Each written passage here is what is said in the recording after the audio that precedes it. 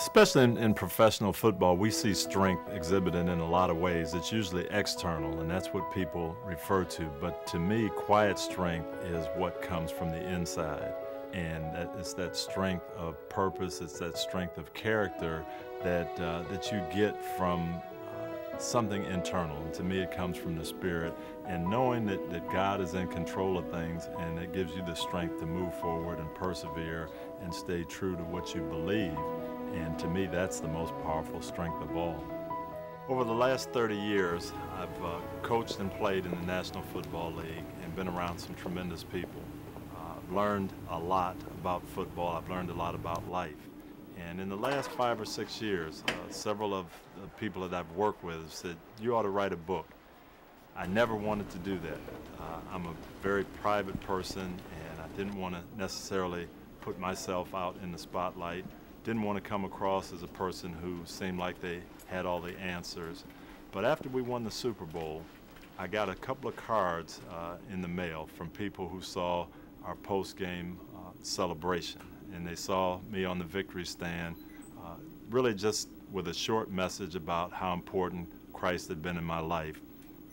And I began to realize as I read some of these cards that people saw a sports figure who wasn't afraid to acknowledge Christ, and they took great encouragement from that. After reading those cards, then I began to think a little differently about writing the book, that maybe I could give someone the encouragement that they needed to really turn their hearts over to Christ. And that was really the motivation for writing Quiet Strength.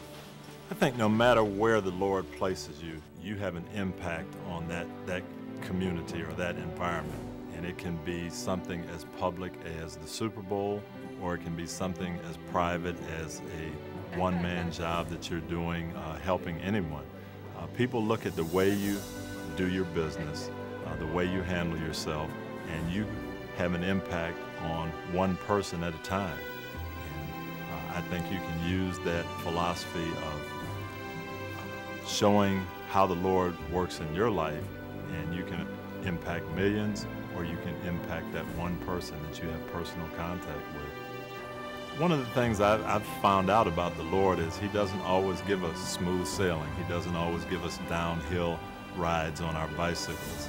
Sometimes we have to pedal uphill. Sometimes we have to go through some very, very tough times. And I think that's what really defines our strength. That's what defines our character, how we react to those tough times. And we can't react to them with our individual strength.